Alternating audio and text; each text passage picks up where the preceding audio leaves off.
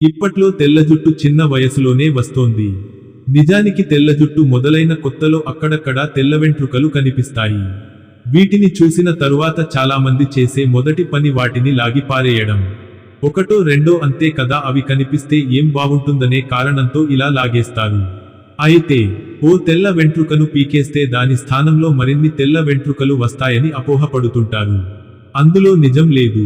నిజానికి జుట్టులో ప్రతి వెంట్రుక మూలానికి మెలనోసైట్స్ అనే వర్ణద్రవ్యం ఉత్పత్తి కణాలు ఉంటాయి. ఈ కణాలు తగ్గడం వల్ల మెలనిన్ ఉత్పత్తి మందగిస్తుంది. దీని కారణంగా జుట్టు తెల్లగా మారుతుంది. ఒక వెంట్రుకను తీసేయడం దాని చుట్టుపక్కల కుదుళ్ల మీద గాని, వేరే వెంట్రుకలు తెల్లబడటం మీద ప్రభావం చూపదు. తీవ్రమైన ఒత్తిడి వల్ల జుట్టు చాలా తొందరగా తెల్లబడుతుందనేది కూడా అపోహేనట. కాకపోతే దీర్ఘకాలం ఒత్తిడి ఆరోగ్యం మీద ప్రభావం చూపుతుందని నిపుణులు చెబుతున్నారు. అందులో జుట్టు నెరవడం ఒకటి. అయినా దీనికి శాస్త్రీయమైన రుజువులు మాత్రం లేవంటున్నారు. నెరుపు అనేది జన్యువులు, పరిసరాల కారణంగా తలెత్తే సంక్లిష్టమైన ప్రక్రియ.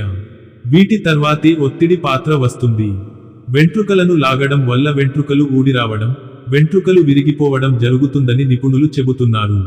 దీనివల్ల తలలో దురద, మంట, నెత్తిమీద దద్దుర్లు వస్తాయట. సెన్సిటివ్ స్కిన్ ఉన్నవారికి ఇది చాలా ఇబ్బందికరంగా మారుతుందట.